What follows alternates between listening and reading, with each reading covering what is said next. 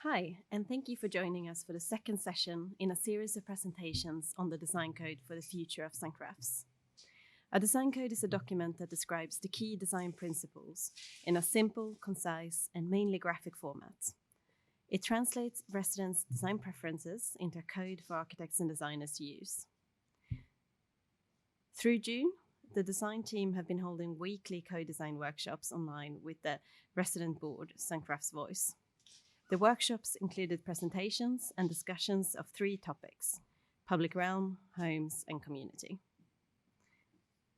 In this presentation, we will be focusing on homes. We will be looking at the spaces outside and within the home that contribute to making a good, safe, and welcoming environment to live in. In the live workshop sessions with St. Raph's Voice, there was an opportunity for the members to provide their comments on each topic. We would also like to hear your thoughts and would appreciate any feedback you can give us, either via the online form or in the hard copy booklet, which you will have received in the post. More copies are also available at Henderson House. The existing homes on St. Raph's have many good qualities that we can learn from.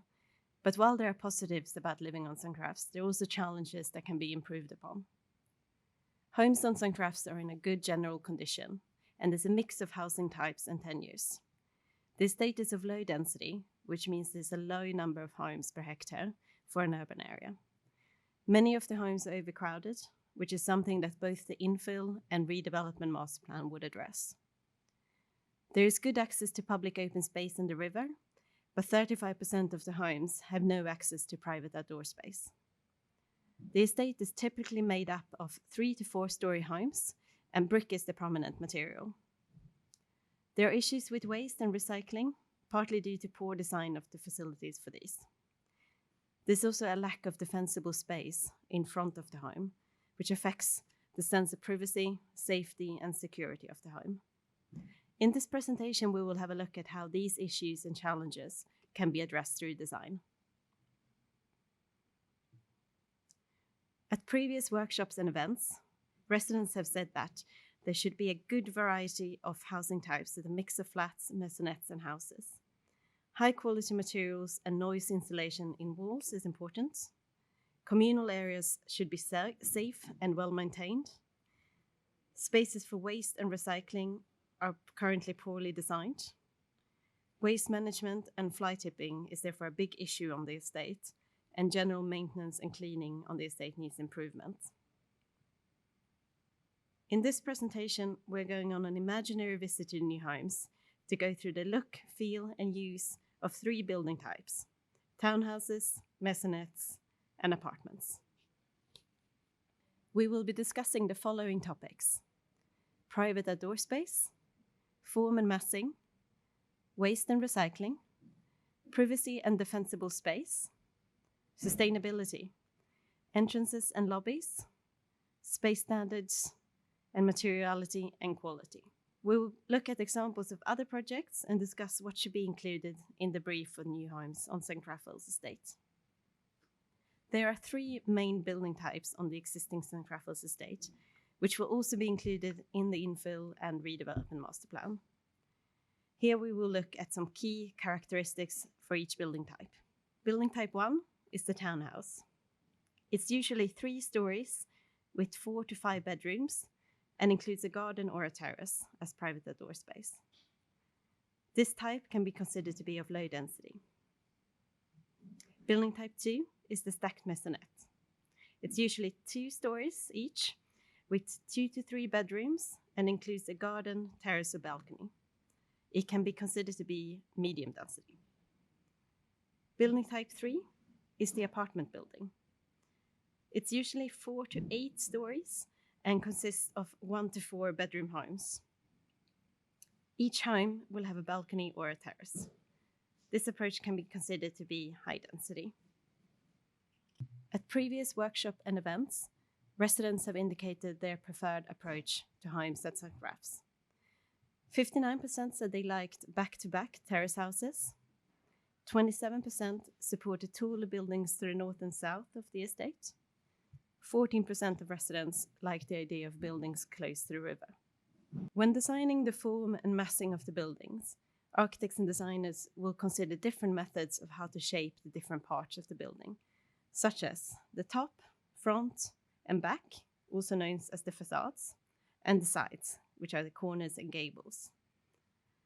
In considering the roof line and form, it should be consistent and simple to keep the overall character of the area. Building setbacks at the top level help to break down the massing and scale of the buildings. In thinking about corners and gables, windows and other openings on all sides of the building help to activate the street and making it safer. Finally, breaks and opening help to bring access, light, and views through to both the street, courtyards, and into the homes. There are many ways to achieve each approach, as you can see in these visual examples. Feel free to pause the video if you want to have a closer look.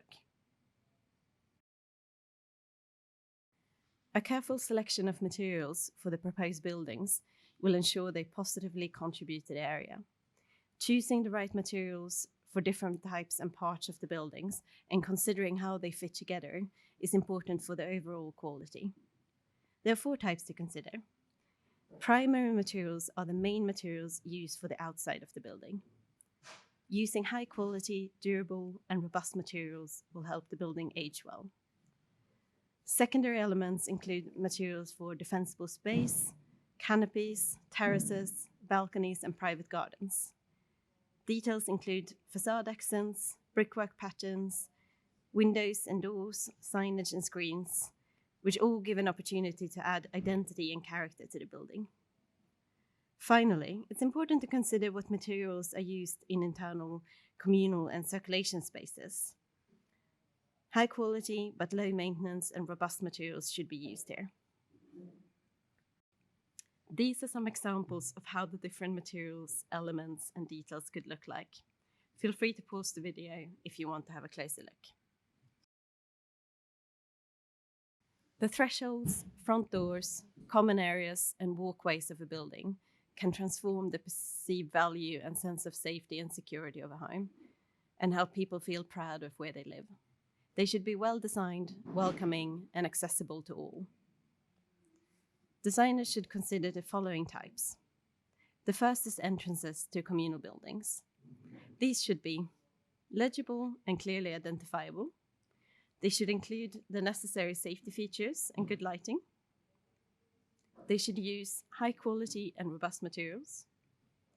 Clear signage is also important. Finally, entrances should have level access from public realm. Communal lobbies and circulation should have a welcoming appearance and generous proportions. Natural light should be used as much as possible. There should be a direct view of the staircase and lift as one enters the space, and this space should also include some seating and resting spaces. Private dwelling entrances should have safe and secure front doors. Lighting should be integrated here. There should be defensible space between the public space of the street and the private space of the home.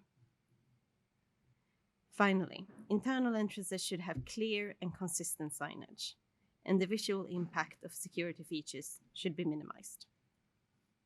Here you can see some examples of how the different entrance types could look. Feel free to pause the video if you want to have a closer look. Defensible space is what sits between the public space of the street and the private dwellings. Importantly, the design of the space in front of the home should protect the privacy of the individual residents while still allowing for natural light into the home. Front gardens and porches provide usable and sociable space whilst ensuring there is a meaningful distance between the street and the home. These spaces should use an appropriate design language and material in relation to the rest of the building. The second approach involves using the space in front of the home to integrate planting and efficiently store bins and park bikes or cars. Materials used here must be chosen for their robustness and durability. A raised ground floor, as shown in approach 3, ensures there is limited views into the home from people passing by. Here, the facade material can express the changing level with a different base material. Finally, approach 4 creates a shielded space to protect from both weather and passers-by through a recessed entrance with lighting controlled by residents. The images here show examples of the different approaches to privacy and defensible space outside the home. Feel free to pause the video if you want to have a closer look. Private outdoor space is desirable in all circumstances, and in general, the more private open space provided per home, the better. A minimum of 5 square meters is required for all 1 to 2 person dwellings, with an extra 1 square meter provided for each additional occupant. Depending on the type of the home, whether it's a townhouse, maisonette, or apartment, there are different approaches to how private outdoor space can be provided. A garden is suitable for townhouses and maisonettes. Where possible, rear gardens should have separate direct access so that bicycles and other equipment can be taken directly into the garden without passing through the home. Fences should be designed according to Secured by Design principles, which is a police initiative to create safer neighborhoods. You can find out more information online. Terraces should be included in all types of homes and can be located on any level, including the roof, depending on the design of the building. They should be designed to provide shelter and privacy from neighboring properties. Balconies would also work well for all types of homes. They can be inset or external to the building volume, fully open, or a glazed and ventilated winter garden, which is particularly suitable for noisy or windy locations.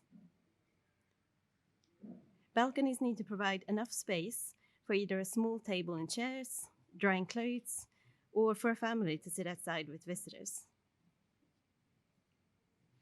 Courtyards are suitable for townhouses and maisonettes. Located at the ground floor, it can be a private area or connected to a larger communal courtyard. The images here show examples of the different types of private outdoor space. Feel free to pause the video if you want to have a closer look. We will now discuss sustainability.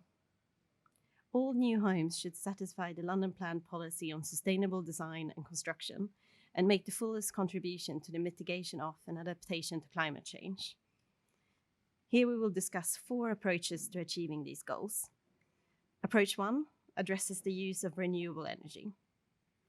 Where feasible, new homes should incorporate on-site renewable energy generation to reduce carbon dioxide emissions. Renewable energy systems include solar thermal, biomass-fueled heating and power, ground source heating and cooling, photovoltaics, wind power, and renewable energy from waste. Approach 2 focuses on rainwater drainage. Managing surface water runoff from new developments is a mandatory requirement of the Code for Sustainable Homes.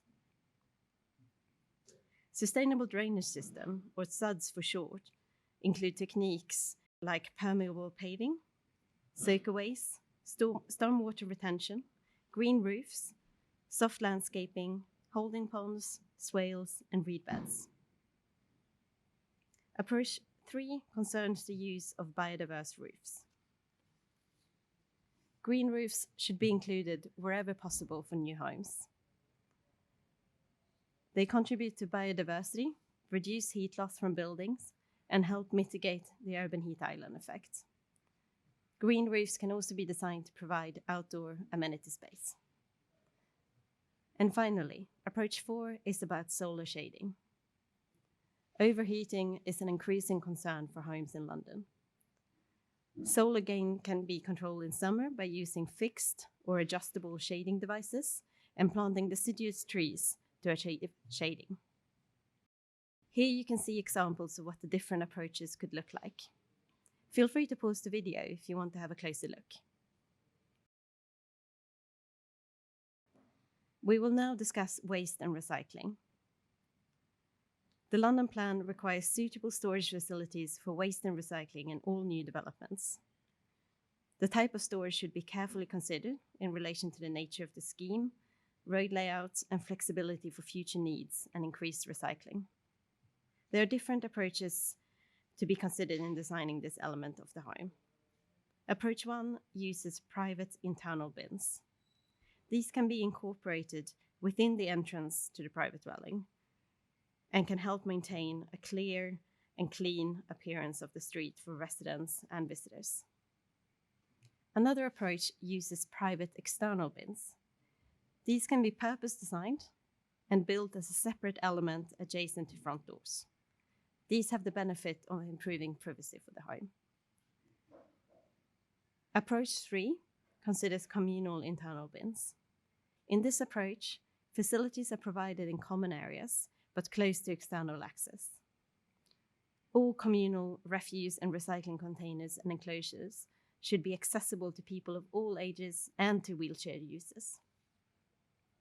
Storage areas should also have washing and cleaning amenities. Finally, external communal bins are another approach which can be considered.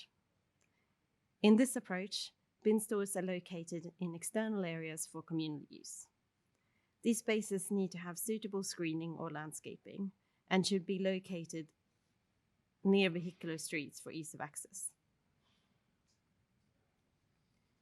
The following images show examples of the different approaches to waste and recycling stores for the homes. Feel free to pause the video if you want to have a closer look.